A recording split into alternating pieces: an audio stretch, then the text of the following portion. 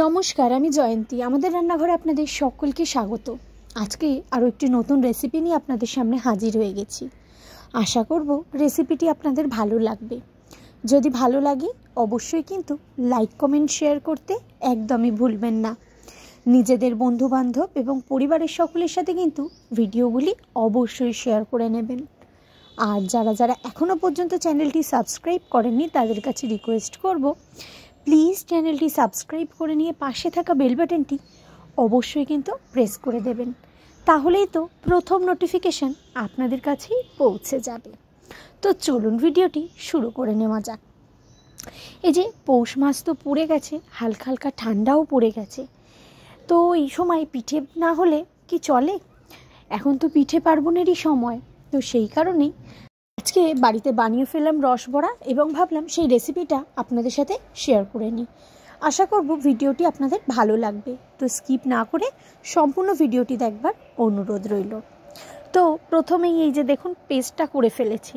আপনাদেরকে সেই ভিডিওটার যে ক্লিপিং নেব একদমই খেয়াল ছিল না। এখানে নিয়েছি আমরা বিউলির ডালটা আমরা 6-7 ঘন্টা মতো ভিজিয়ে রেখেছিলাম এবং তারপর এটা কিন্তু মিক্সিং জারে দিয়ে ভালো করে একটা মিহি পেস্ট রেডি করে নিয়েছি।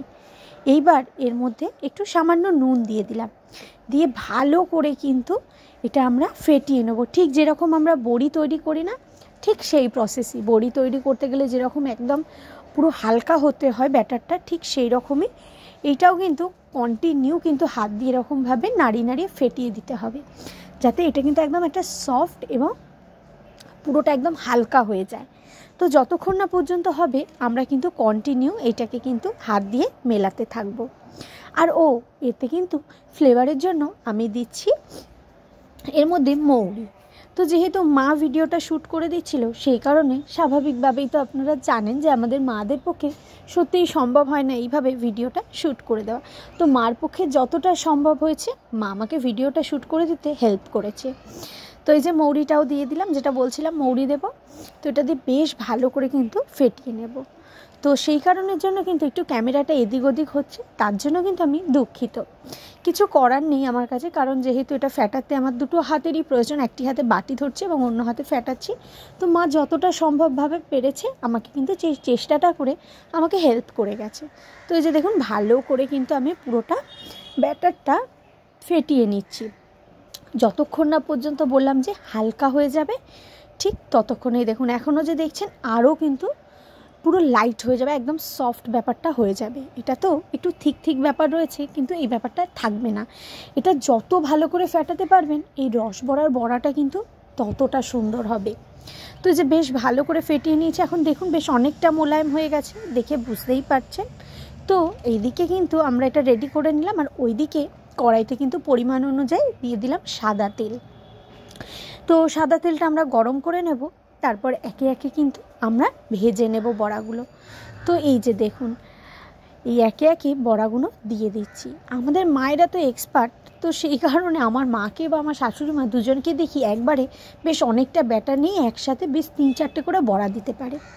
কিন্তু এখনও তো আমার কাঁচা হাত, সেই কারণে তো একবারে তো অতগুলো বড়া আমি দিতে পারছি না। আমার মতো যারা এরকম একবারে পারেন না, আমার মতনই এরকমভাবে প্রসেসে করবেন, একটা একটা করে বড়া দেবেন। তো এরকমভাবে এক এক করে কিন্তু আমি বড়াগুলো দিয়ে দিচ্ছি তেলের ওপরে। আর এই যে দেখুন কতটা লাইট হয়েছে, দেখে বুঝতেই পারছেন একদমই কিন্তু হালকা হয়ে যাবে এটা যত ফ্যাটাবেন তত। আর যেহেতু ভালোভাবে ফ্যাটানো হয়েছে সেই কারণে কিন্তু বড়াগুলো ফুলে ফুলে বেশ বড়ও হয়ে যাচ্ছিল। তো সেইটাও আপনাদের দেখাবো। এখানে এই যে বেশ কটা বড়া দিয়ে দিচ্ছে। এবার এই দেখুন, দেখে বুঝতে পারছেন বেশ কি সুন্দর ফুলে গেছে না, একদম ফুলে যেন রসগোল্লা হয়ে গেছে। তো এবার কিন্তু একটু নাড়াটালা করে এপিট ওপিট করে নেব, নিয়ে কিন্তু ভালো করে বড়াগুলো ভেজে নেব। তো এই বছরের তো শীতে প্রথম শুরু করলাম রসবড়া দিয়ে। তো এরপরে দেখা যাক আর কি পিঠে বাড়িতে বানানো হয় সেগুলোও কিন্তু আপনাদের সাথে শেয়ার করে নেব। তার জন্য কি করতে হবে, অবশ্যই কিন্তু চ্যানেলটা সাবস্ক্রাইব করে রেখে পাশে থাকা বেল বাটনটা প্রেস করে দিতে হবে। তাহলেই না নোটিফিকেশান প্রথমেই তোমাদের কাছে পৌঁছে যাবে। আর কথায় কথায় তো বলাই হলো না, রসবড়া কিন্তু দুরকমভাবে করা যায়।